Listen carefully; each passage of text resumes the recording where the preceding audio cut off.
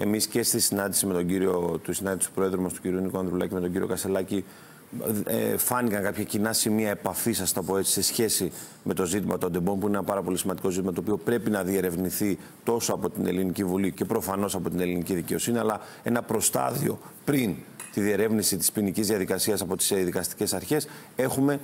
Καταθέσαμε χθες την πρότασή μας για την προανακριτική επιτροπή, η οποία θα συζητηθεί τις επόμενες μέρες, ώστε να διερευνηθούν τυχόν υπαιτιότητες, τυχόν ευθύνες πολιτικών προσώπων που διαχειρίστηκαν την περίφημη Σύμβαση 717. Το ΚΚΕ κάνει μια δική του πρόταση. Εξεταστική επιτροπή είναι ένα διαφορετικό ζήτημα, δεν είναι το ίδιο.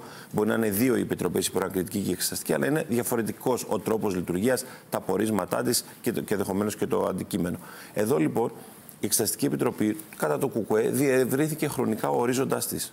Έφτασε μέχρι και το 1997, αν δεν κάνω λάθος.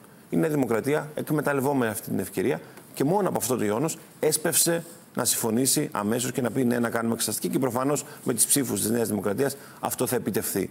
Η Νέα Δημοκρατία θα μας απαντήσει αν θα δεχτεί την πρόταση για την προανακριτική που κάνει το ΠΑΣΟΚ.